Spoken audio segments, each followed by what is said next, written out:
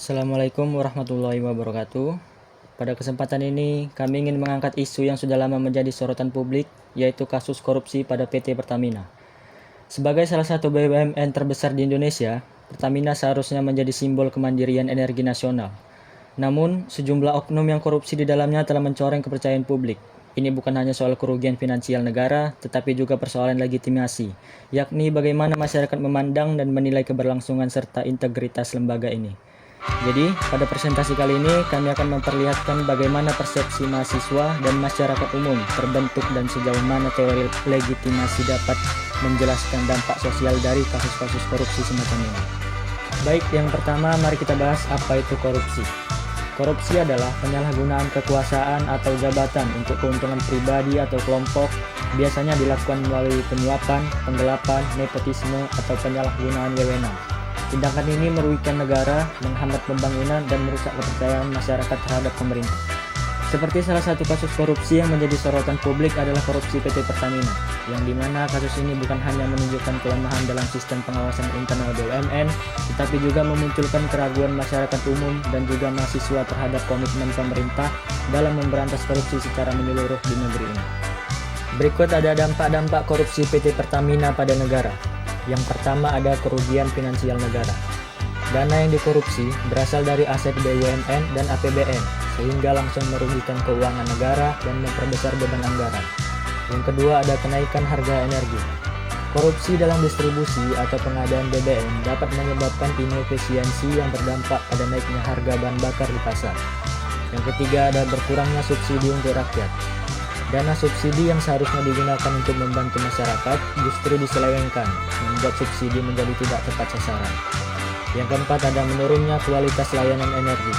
Penyalahgunaan anggaran membuat infrastruktur energi tidak optimal, sehingga pelayanan seperti distribusi BBM menjadi terganggu. Dan yang terakhir ada dampak sosial dan psikologis pada masyarakat. Masyarakat merasa kecewa, marah, dan kehilangan harapan terhadap upaya pemberantasan korupsi, yang dapat menurunkan semangat partisipasi warga negara. Baiklah, selanjutnya ada latar belakang dan permasalahan. Latar belakang dari PT Pertamina sebagai BUMN energi vital dan Indonesia memiliki skala operasional dan transaksi yang sangat besar, menjadikannya rentan terhadap praktik korupsi. Sejarah Pertamina diwarnai oleh berbagai kasus korupsi yang merugikan negara, merusak citra perusahaan, dan menghambat efisiensi. Meskipun upaya pemberantasan korupsi terus dilakukan oleh penegak hukum, masalah ini tetap muncul, menunjukkan bahwa akar permasalahan belum terselesaikan dan memerlukan analisis mendalam. Baiklah, permasalahannya yang pertama yaitu penyalahgunaan wewenang oleh pejabat Pertamina. Yang kedua, kurangnya transparansi dalam proses pengadaan. Ketiga, lemahnya sistem pengawasan internal. Yang keempat, kerugian negara dan citra perusahaan yang tercoreng. Kelima yaitu penegakan hukum yang lambat dan tidak efektif. Baiklah, berikut ini tanggapan mahasiswa dan masyarakat umum terkait kasus korupsi PT Pertamina. Tanggapan dari sisi mahasiswa. Mahasiswa sebagai bagian dari agen perubahan menanggapi kasus korupsi di PT Pertamina dengan sikap kritis dan penuh perhatian. Bagi mahasiswa, kasus ini bukan hanya soal penyimpangan keuangan, tetapi juga mencerminkan kegagalan sistemik dalam tata kelola BUMN dan lemahnya pengawasan negara terhadap sektor strategis. Tanggapan dari masyarakat umum menanggapi skandal korupsi di PT Pertamina dengan rasa kecewa, marah, dan frustasi. Sebagai perusahaan BUMN strategis yang mengelola sektor energi dan migas yang sangat vital bagi kehidupan masyarakat, keterlibatan oknum di Pertamina dalam tindakan korupsi dianggap sebagai bentuk pengkhianatan terhadap kepercayaan publik. Penggunaan teori legitimasi berdasarkan perbedaan pendapat antara mahasiswa dan masyarakat umum.